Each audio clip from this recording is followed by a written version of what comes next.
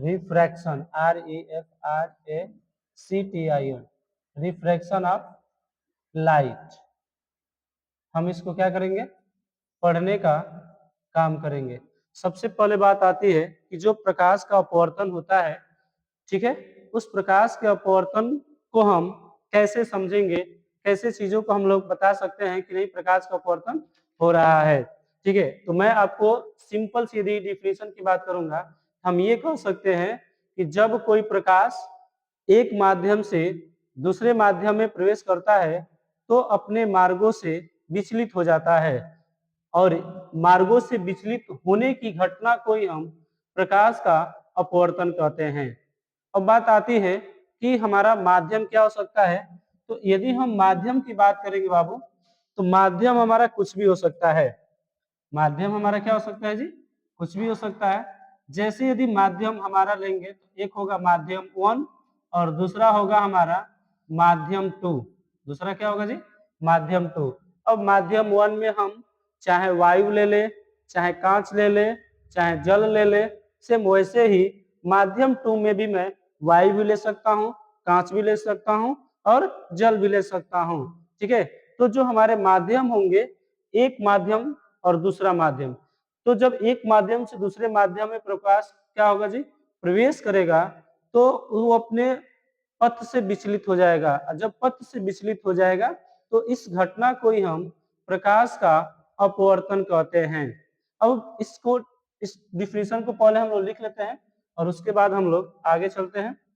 पहले लिखेंगे कि जब कोई प्रकाश की किरण, जब कोई प्रकाश की किरण, जब कोई प्रकाश की किरण एक माध्यम से, जब कोई प्रकाश की किरण एक माध्यम से दूसरे माध्यम में, दूसरे माध्यम में, ठीक है, जब कोई प्रकाश की किरण एक माध्यम से दूसरे माध्यम में, माध्यम में प्रवेश करता है। अच्छा, इसको इधर लिखते हैं। जब कोई प्रकाश की किरण एक माध्यम से दूसरे माध्यम में, दूसरे माध्यम में प्रवेश करता है, प्रवेश करता है, तो वह अपने मार्गों से, वह अपने मार्गों से विचलित हो जाता है, वह अपने मार्गों से विचलित हो जाता है। ठीक, इस घटना को ही, इस घटना को ही, इस घटना को ही प्रकाश का अपवर्तन कहते हैं। इस घटना को ही प्रकाश का अपवर्तन कहते हैं। तो ये तो डिफिनीशन रहा जो 2 नंबर में आपसे पूछने का काम किया जाएगा एग्जामिनर के द्वारा।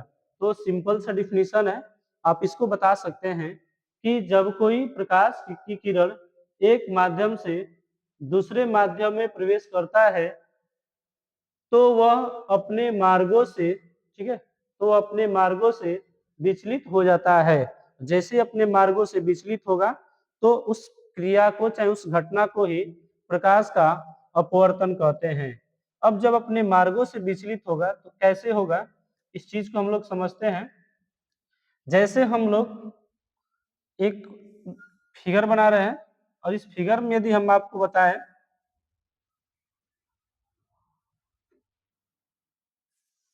ठीक है, बहुत बड़ा नहीं, छोटा ही बना रहा हूं, ये हमारा दिया गया है। यदि हम आपसे कहें कि यदि यह माध्यम हमारा 1 है,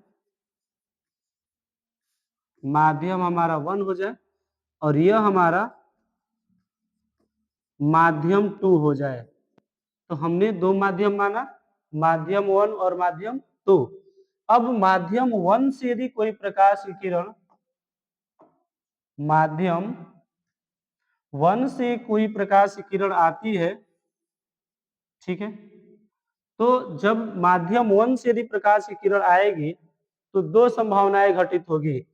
ये जो प्रकाश की किरण जो सीधी आती हुई दिखाई दे रही है, यदि इस माध्यम न होता, मतलब हमारा कोई डिवाइडर न होता, तो जिस तरफ प्रकाश आया है वैसे वो प्रकाश चला जाता।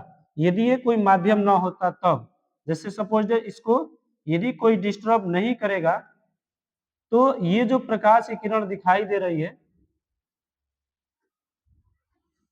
ये जो प्रकाश की किरण दिखाई दे रही है, यदि इस किरण को कोई डिस्टर्ब नहीं करेगा तो ये सीधी निकल जाएगी। ये क्या होगी जी? यदि इसको कोई डिस्टर्ब नहीं करेगा, ये जो प्रकाश की किरण दिखाई दे रही है, ये क्या करेगी? सीधी निकल जाएगी।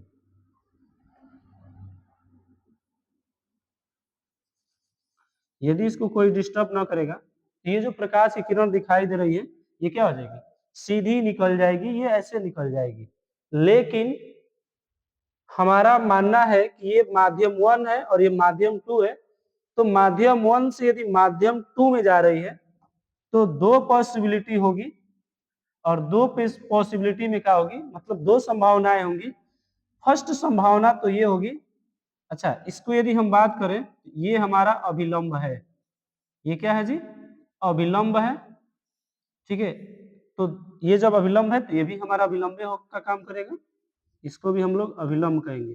तो दो संभावना होगी या दो पॉसिबिलिटी होगी, या तो अभिलंब की तरफ झुक जाएगी, या तो अभिलंब की तरफ झुक जाएगी, ठीक है, या तो यह अभिलंब की तरफ क्या हो जाएगी? झुक जाएगी, पहली संभावना ये होगी। या तो यह विलंब से दूर हट जाएगी, ये दूसरी संभावनाएं होंगी। मतलब ये प्रथम संभावनाएं हैं, ठीक है, इसको हम लोग क्या कहेंगे? ये हमारी जो संभावनाएं हैं, ये संभावना नंबर 1 हो जाएगी, और ये जो आपको दिखाई दे रहा है ये आपकी संभावना 2 हो जाएगी।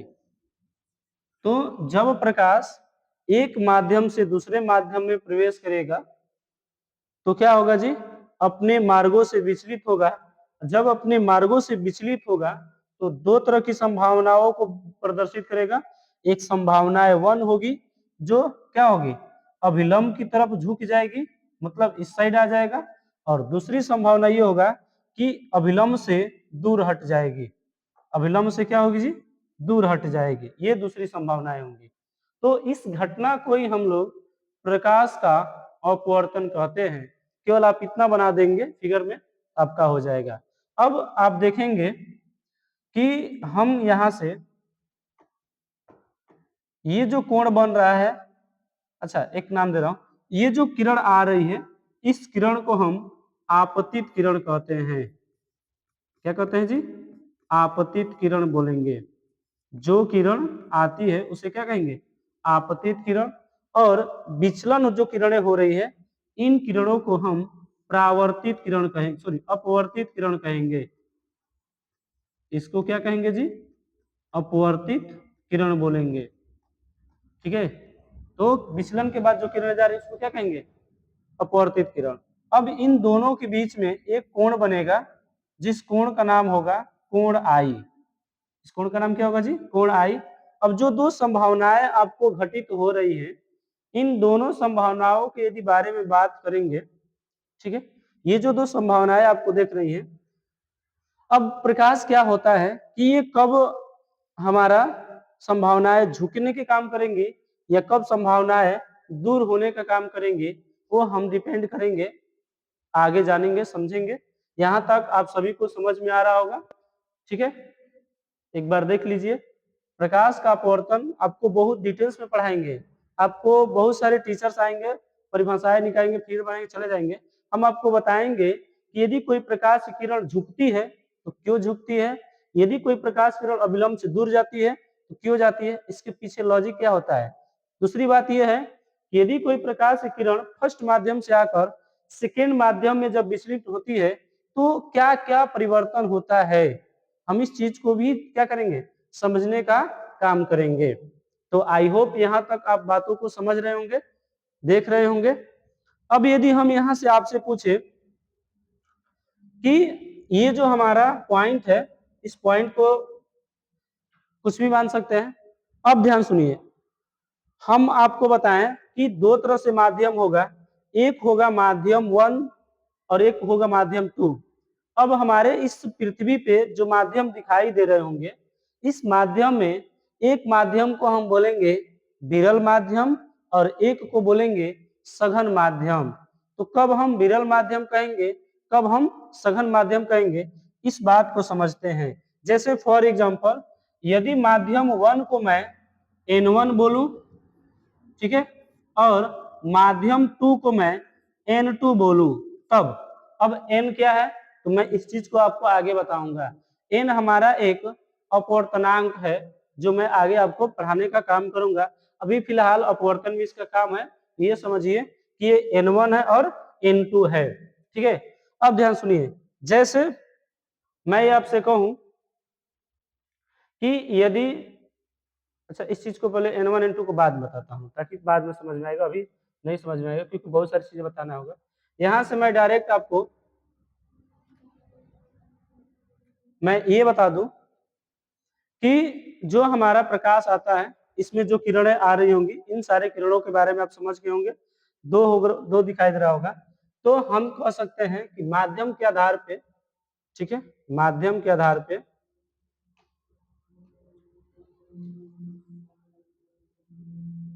माध्यम के आधार पे यहां से लेते हैं। तो फर्स्ट हम तो ये कर सकते हैं, पहला हम ये सकते हैं कि यदि कोई प्रकाश की किरण, यदि कोई प्रकाश की किरण, यदि कोई प्रकाश की किरण, यदि कोई प्रकाश की किरण सघन माध्यम से, सघन माध्यम से विरल माध्यम में प्रवेश करता है, विरल माध्यम में प्रवेश करता है, प्रवेश करता है, ठीक है। यदि कोई प्रकाश की किरण सघन माध्यम से विरल माध्यम में प्रवेश करता है तो वह अभिलंब से दूर जाएगा। अभिलंब से क्या होगा जी, दूर जाएगा। पहला कंडीशन ये है।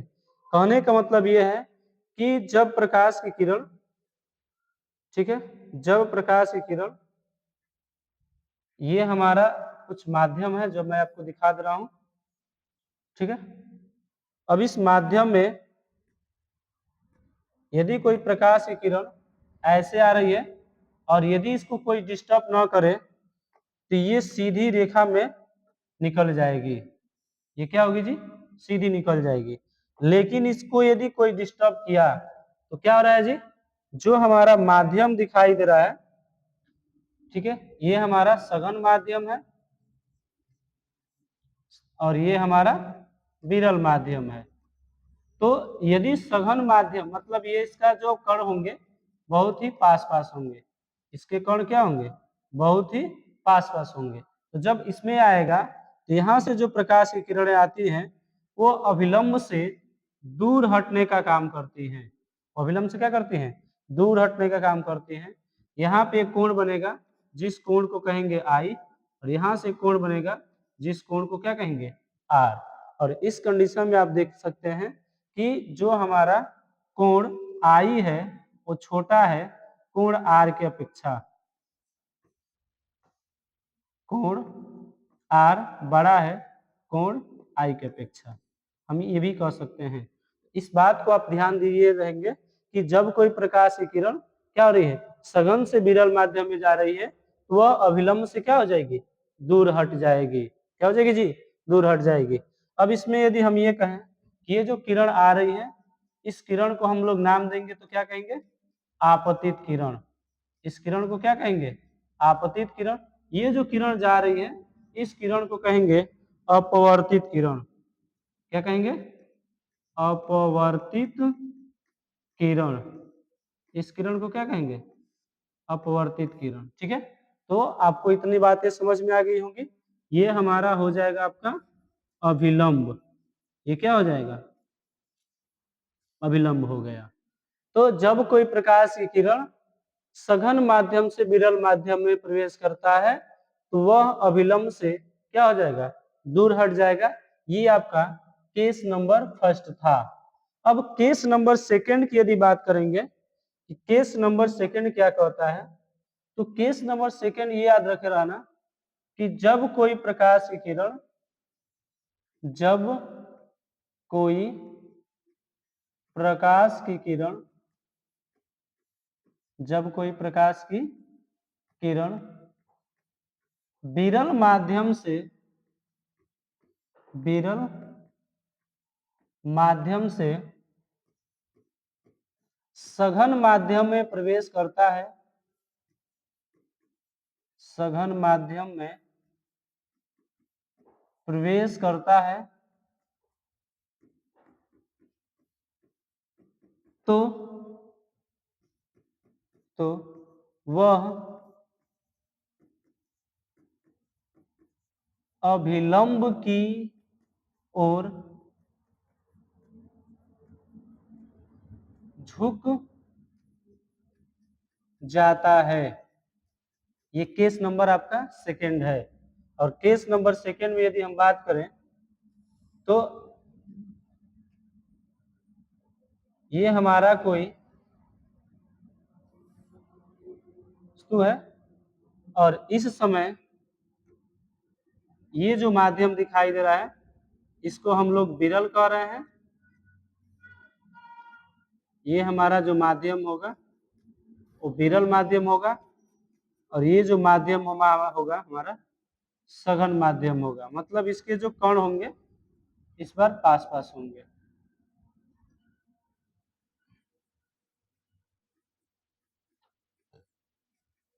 ठीक है, अब प्रकाश की यदि कोई किरण आएगी यहां तक, ठीक है, और यदि इसको कोई डिस्टर्ब नहीं करेगा तो ये सीधी निकल जाएगी। यदि इसको कोई डिस्टर्ब ना किया तो क्या होगा? सीधी निकल जाएगी।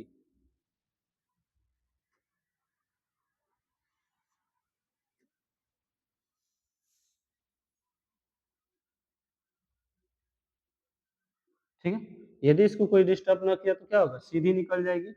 लेकिन ये हमारा सघन माध्यम है और जैसे ही इसमें प्रवेश करेगा तो यह अभिलंब की तरफ क्या हो जाएगी? झुक जाएगी। अब जो चीजें हैं लिख लेते हैं, चेंज करते हैं। ये जो कोण बन रहा है ये हमारा कोण आई बन रहा है। ये जो कोण बनेगा हमारा कोण आर बनेगा। जो किरण यहां से आ रही है आपतित किरण होगी। कौन सी किरण होगी जी? आपतित किरण होगी। और ये अपवर्तन के बाद जो जा रही है इसको कहेंगे हम लोग अपवर्तित किरण। इसको क्या कहेंगे? अपवर्तित किरण कहेंगे। आई होप यहां तक बातें आपको समझ में आ गई हो। ठीक है, अब इतना करने के बाद हम लोग पढ़ लेते हैं। ठीक है, इतना करने के बाद हम लोग क्या करेंगे जी? इतना बात समझ में आ गया? अब हम लोग इसमें ये देखेंगे कि आपतन कोण अपवर्तन कोण, इसमें दो तरह का कोण बन रहा है उसको समझ लेते हैं। तो हम लोग हेडिंग बना लेते हैं आपतन कोण,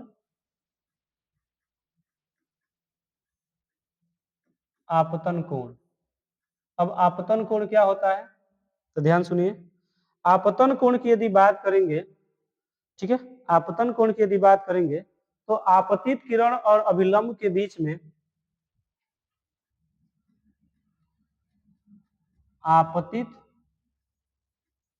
किरण व अभिलंब के बीच में अभिलंब के बीच में जो कोण बनता है, जो कोण बनता है उसे, ठीक है, जो कोण बनता है उसे आपतन कोण, ठीक है, आई कहते हैं। ठीक है, उसे क्या कहेंगे जी? आई कहते हैं। दूसरा इसमें कोण बन रहा है जिसका नाम होगा अपवर्तन कोण। दूसरा इसमें कोण क्या बना है जी? अपवर्तन कोण। और जो दूसरा कोण अपवर्तन कोण बन रहा है, हम इसको क्या लिखेंगे? अपवर्तन कोण को क्या बोलेंगे कि अपवर्तित किरण तथा अभिलंब के बीच, अपवर्तित, ठीक है, अपवर्तित किरण व अभिलंब के बीच जो कोण बनता है, ठीक है, जो कोण बनता है उसे अपवर्तन कोण कहते हैं। उसे क्या कहेंगे जी? अपवर्तन कोण कहते हैं। यहां तक बातें आपको समझ में आ रही होंगी, ठीक है। अब इसके बाद यदि हम बात करें कि प्रकाश के अपवर्तन के बारे में, तो प्रकाश का हम लोग अपवर्तन देख चुके हैं। अब प्रकाश के हम नियम के बारे में पढ़ लेते हैं। यहां से लिखेंगे प्रकाश अपवर्तन के नियम। अब यदि आपसे क्वेश्चन पूछे कि बताइए प्रकाश अपवर्तन के कितने नियम होते हैं, ठीक है, प्रकाश अपवर्तन के कितने नियम होते हैं, तो आप आंसर में क्या बता सकते हैं? हम कहेंगे प्रकाश अपवर्तन के 2 नियम होते हैं। लिखेंगे इसके 2 नियम होते हैं। इसके 2 नियम होते हैं और हम दोनों नियमों को सही ढंग से पढ़ने का काम करेंगे। फर्स्ट नियम जो होगा हमारा, हम उसकी बात करते हैं और उसको लिख लेंगे। फर्स्ट नियम ये कहेगा कि जो आपतित किरण, अपवर्तित किरण एवं आपतन बिंदु, ठीक है, क्या कहेंगे जी? आपतित किरण, अपवर्तित किरण एवं आपतन बिंदु। अब कोई कहे सर इसमें आपतन बिंदु क्या होगा? जैसे पिछला में हम आपको बता रहे थे, ये हमारा क्या होगा? आपतन बिंदु होगा। इसको क्या कहेंगे? आपतन बिंदु, ठीक है। तो इसमें भी यदि हम बात करें, ये वाला जो हमारा दिखाई दे रहा है, इसको हम लोग क्या कहेंगे? आपतन बिंदु। क्या बोलेंगे जी? आपतन बिंदु। तो हम इसी चीज को लिखेंगे कि आपतित किरण, आपतित किरण, ठीक है, अपवर्तित किरण, अपवर्तित किरण व आपतन बिंदु, आपतन बिंदु एक ही तल में स्थित होते हैं। एक ही तल में स्थित होते हैं। ये पहला नियम है जो आपको याद रखना होगा। आपतित किरण, अपवर्तित किरण व आपतन बिंदु एक ही तल में क्या होते हैं जी? स्थित होते हैं। यहां तक बातें समझ में आ गई है। दूसरा यदि हम नियम की बात करें कि दूसरा नियम क्या होगा, तो दूसरा नियम में याद रखना होगा कि जो हमारा आपतन कोण होता है, आपतन कोण की ज्या, आपतन कोण की ज्या, ज्या का मतलब होता है साइन। आपतन कोण की ज्या साइन, आपतन कोण की ज्या तथा अपवर्तन, अपवर्तन, अपवर्तन कोण की ज्या का अनुपात, का अनुपात एक नियत होता है, का अनुपात नियत होता है। ठीक है, क्या होता है, एक नियत होता है। यहां तक बात समझ में आ रही है। अर्थात यदि हम ये बात कहें, यहां तक आप एक बार नोट डाउन कर लीजिए, देख लीजिए, तब तक हम पानी पी रहे हैं। अब चीजों को एक बार अच्छे तरीके से पढ़ेंगे तभी समझ में आएगा जो भी चीज लिखा गया है।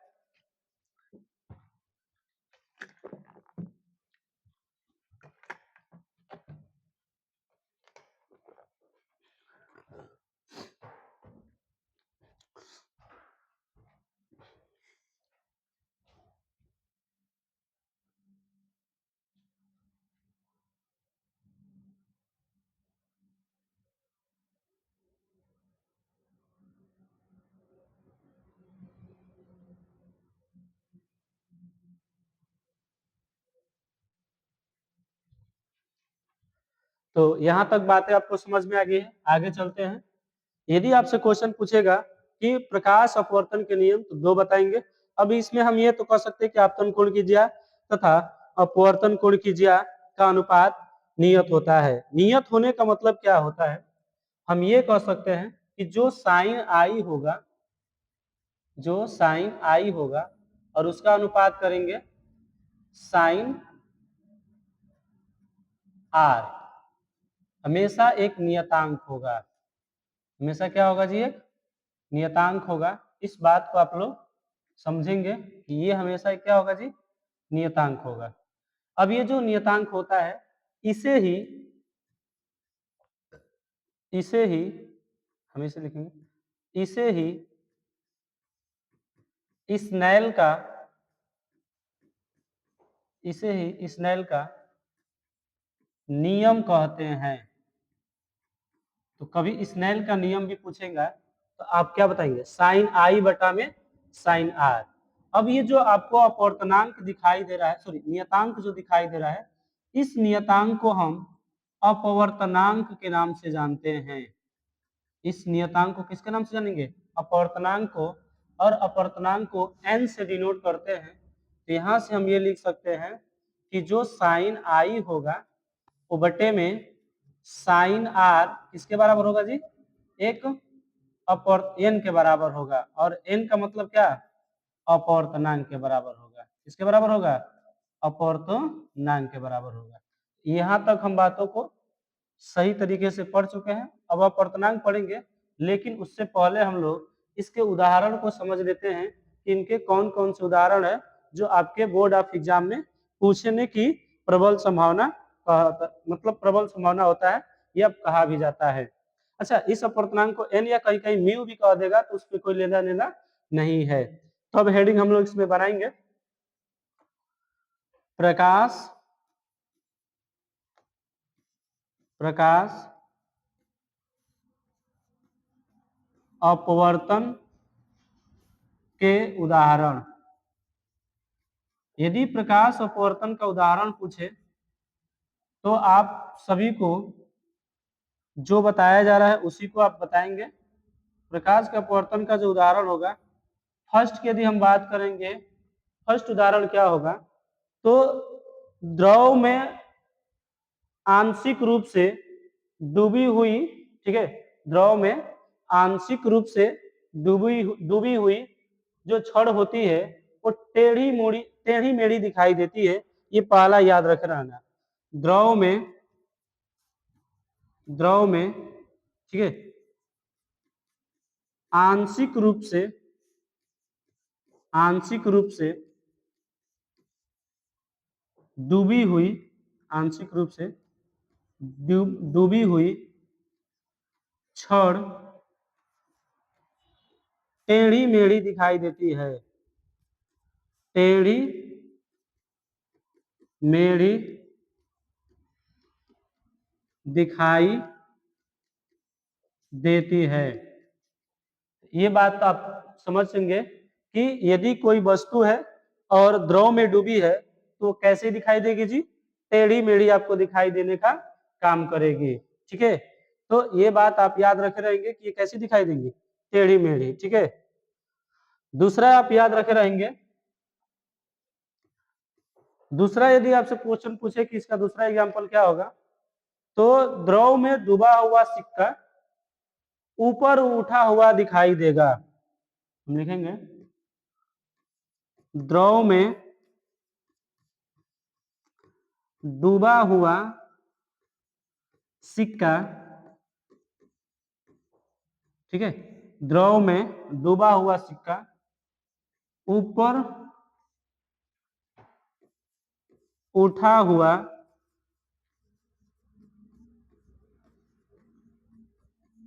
दिखाई देगा। इसका मतलब यह है कि जो यदि कोई सिक्का है और वो द्रव में डूबा हुआ है तो थोड़ा सा ऊपर उठा हुआ दिखाई प्रतीत होता है। यह भी किसका एग्जाम्पल है जी? तो हम कह सकते हैं कि प्रकाश अपवर्तन का एग्जाम्पल है। तीसरे एग्जाम्पल पे यदि हम बात करें कि तीसरा एग्जाम्पल क्या हो सकता है, तो तीसरे एग्जाम्पल पे हम लोग देखेंगे कि जो तीसरा एग्जाम्पल होगा, रात के समय जो तारे टिमटिमाते हैं वो भी किसके कारण टिमटिमाते हैं जी? तो प्रकाश के अपवर्तन के कारण टिमटिमाते हैं। तो हम लिख लेंगे रात्रि में तारों का टिमटिमाना, टिमटिमाना, टिमटिमाना, ठीक है, रात्रि में तारों का टिमटिमाना, ये भी किसका कारण होगा जी? प्रकाश अपवर्तन के कारण होगा। अगले मैं फोर्थ नंबर एग्जाम्पल की यदि बात करूंगा कि फोर्थ नंबर का एग्जाम्पल क्या होगा, तो सूर्य उदय व सूर्यास्त के समय, ठीक है, जब सूर्य उदय होता है और सूर्यास्त होता है, ठीक है, उस समय आप देखेंगे तो सूर्य क्षैतिज में कैसा दिखाई देता है जी? सूर्य क्षैतिज में नीचे मतलब लालिमा की तरह दिखाई देता है। कैसा दिखाई देता है? लालिमा की तरह दिखाई देता है। इसका मतलब यह है कि हम कह सकते हैं कि सूर्योदय एवं सूर्यास्त के समय सूर्य क्षैतिज के नीचे होने पर भी दिखाई देता है। लालिमा तो हम नहीं कहेंगे, वो तो पूर्ण आंतरिक में चला जाएगा। यहाँ पे हम ये कह सकते हैं कि जब सूर्योदय व सूर्यास्त, ठीक है, जब सूर्य उदय व सूर्यास्त होता है तो, ठीक है, जब सूर्य उदय व सूर्यास्त होता है तो, चाहे सूर्यास्त, इतना मत लिखो, गलती हो जाएगी, सूर्यास्त के समय सूर्य क्षैतिज होने के बाद भी, क्षैतिज होने के बाद भी दिखाई देता है, दिखाई देता है। ठीक है, आप देखे होंगे जब सूर्य उदय होने वाला होता है तो उसके बाद, उसके पहले भी और उसके सूर्यास्त के बाद भी हमको सूर्य क्या होता है? दिखाई देता है। उसके बाद सूर्य तथा तारे अपनी वास्तविक स्थिति से ऊंचे दिखाई देते हैं। ठीक है, हम क्या कहेंगे? पांचवा जो एग्जाम्पल होगा और ये लास्ट हो जाएगा, हम इसको क्या लिख सकते हैं जी कि सूर्य तथा तारे अपनी, सूर्य तथा तारे अपनी, तारे अपनी, ठीक है, सूर्य तथा तारे अपनी वास्तविक स्थिति से, वास्तविक स्थिति से, ठीक है, सूर्य तथा तारे अपनी वास्तविक स्थिति से, आया समझ में, ऊंचे दिखाई देते हैं, ऊंचे दिखाई देते हैं। यहां तक आप बातों को समझ रहे हैं कि जो सूर्य होते हैं और जो तारे होते हैं अपनी वास्तविक स्थिति से क्या होते हैं, ऊंचे दिखाई देते हैं। ये भी किसका रीजन है, प्रकाश अपवर्तन का नियम के कारण होता है। तो यहां तक चीजों को आप देख लीजिए।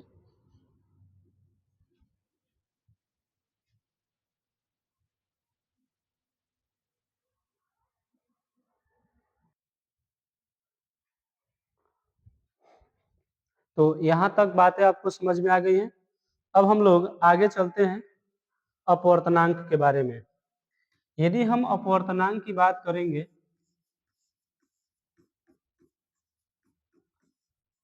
अपवर्तनांक, ठीक है, यदि हम अपवर्तनांक की बात करेंगे तो रिफ्रैक्टिव इंडेक्स कहा जाता है इसको, रिफ्रैक्टिव इंडेक्स, रिफ्रैक्टिव इंडेक्स, ठीक है, इसको क्या कहा जाएगा, रिफ्रैक्टिव इंडेक्स कहा जाएगा। और इसके बारे में यदि हम समझे कि रिफ्रैक्टिव इंडेक्स क्या होते हैं, तो पहले हम लोग परिभाषाएं पर लिख लेते हैं ताकि हमको समझने में आसानी हो जाए। परिभाषाएं हम अभी बताए हैं कि जब प्रकाश का अपवर्तन होता है तो जब प्रकाश का अपवर्तन क्या होगा, या तो वायु से हो जाए या निर्वात से हो जाए, ठीक है। जब प्रकाश का अपवर्तन किससे हो जाए, या तो वायु से हो जाए या तो निर्वात से हो जाए, और इसके अलावा किसी अन्य माध्यम से हो जाता है, तो जो आपतन कोण की ज्या होगी तथा अपवर्तन कोण की जो ज्या होगी, आपतन कोण की जो ज्या होगी और अपवर्तन कोण की ज्या का जो अनुपात होगा, उस माध्यम को ही हम क्या कहेंगे, उस माध्यम को ही हम अपवर्तनांक कहेंगे। उस माध्यम को क्या कहेंगे, अपवर्तनांक कहेंगे। यही चीज को लिखेंगे कि जब प्रकाश का अपवर्तन, जब प्रकाश का अपवर्तन, जब प्रकाश का अपवर्तन वायु या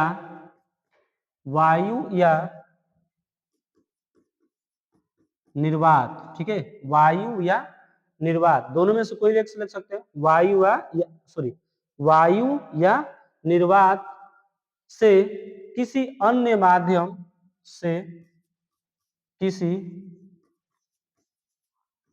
अन्य माध्यम, किसी अन्य माध्यम, अब अन्य माध्यम कुछ भी ले सकते हो, ठीक है, अन्य माध्यम में होता है, अन्य माध्यम में होता है, तो आपतन कोण की ज्या, आपतन कोण की ज्या तथा आपतन कोण की ज्या आई तथा,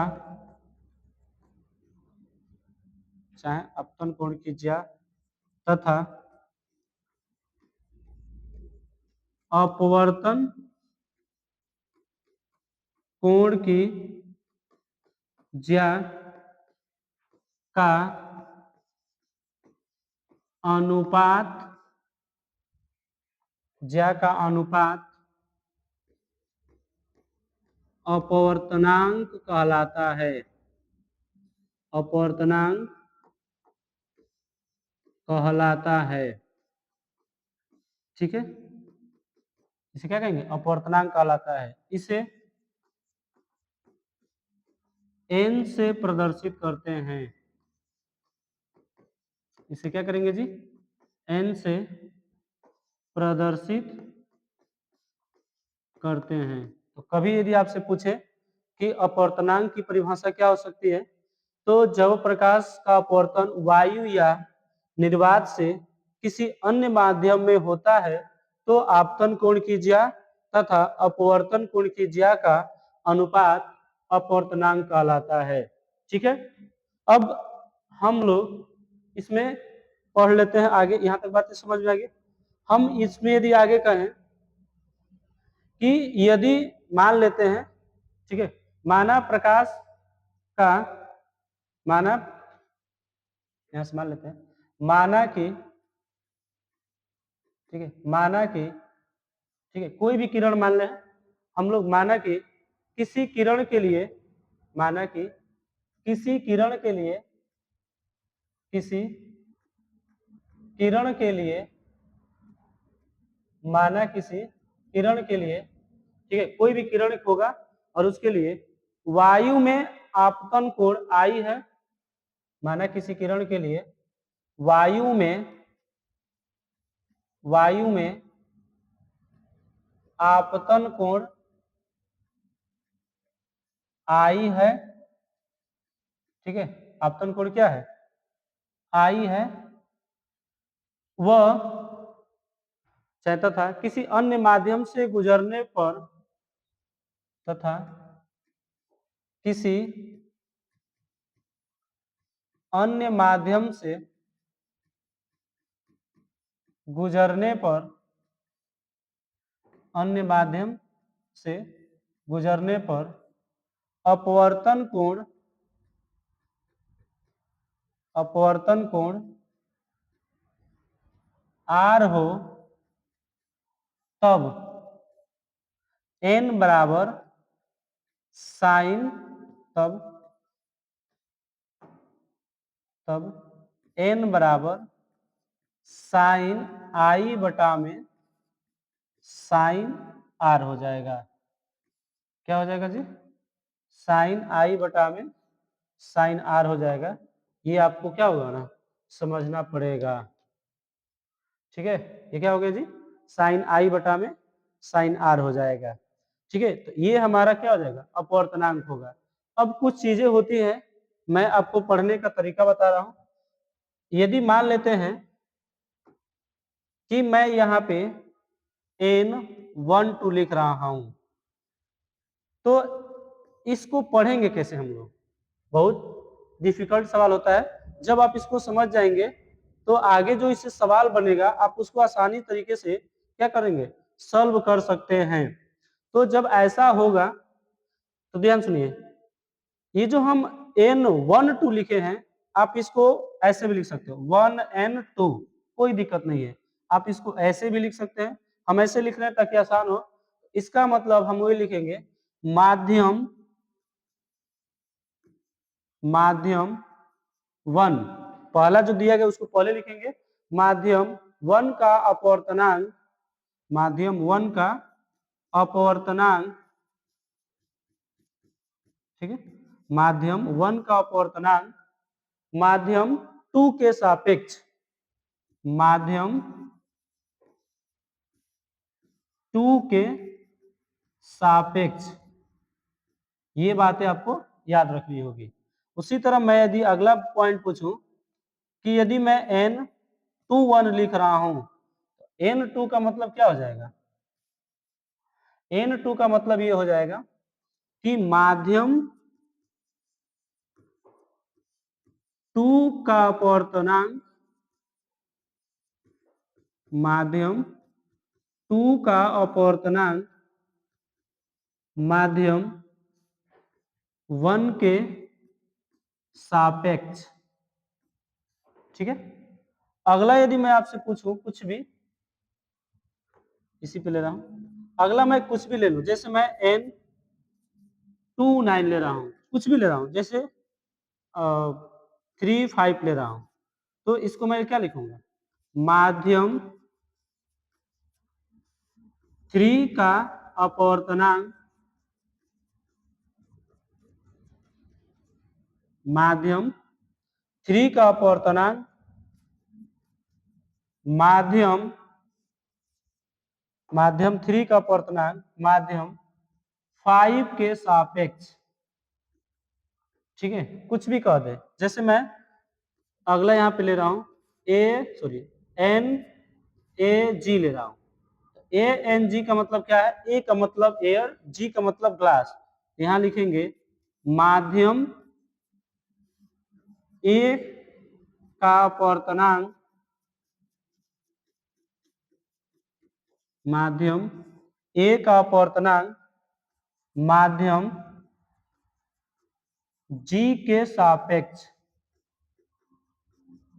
आई होप यहाँ तक बातें आपको समझ में आ गई होंगी।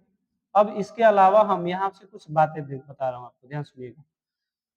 हम यदि आपसे ये कहें कि माध्यम 1 के अपवर्तनांक माध्यम 2 के सापेक्ष, या माध्यम 2 का अपवर्तनांक माध्यम 1 के सापेक्ष, माध्यम 3 का अपवर्तनांक माध्यम 5 के सापेक्ष, माध्यम A का अपवर्तनांक माध्यम G के सापेक्ष, तो आपको पता है कि जब माध्यम 1 में प्रकाश चलेगा तो वहां पे उसकी चाल कुछ और होगी, और माध्यम 2 में जब प्रकाश चलेगा उसकी चाल क्या होगी, कुछ और होगी।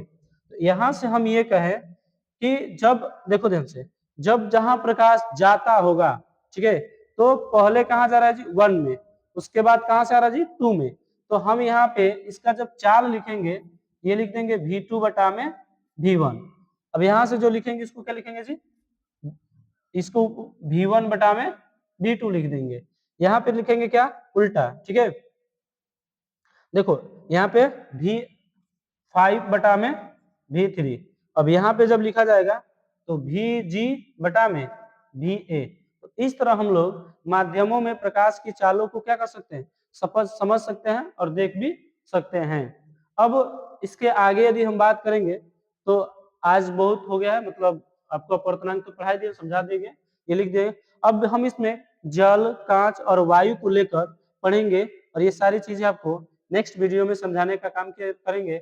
और आपको मैं यहाँ तक बता दिया हूँ, समझा दिया हूँ, आप देख सकते हैं। यदि चीजें आपको समझ में आ रही होगी बाबू, आपको लग रहा है कि नहीं हम कुछ पढ़ा रहे हैं, आपको समझ में आ रहा है, हम मेहनत कर रहे हैं आपको, तो समझ में आए तब इस वीडियो को आप लाइक कर दीजिएगा और शेयर भी कर दीजिए, ताकि हम आपको वीडियो ऐसे ही बहुत सारे टॉपिक पे पढ़ाते रहेंगे। और जब हम फिजिक्स आपको पढ़ाएंगे, अभी सच में कहा है तो जो भी चीजें है अभी देख कर लिखना पड़ता है, पीपीटी के रूप में नहीं मिल पा रहा है, चाहे बहुत चीजें प्रॉब्लम हो रही है।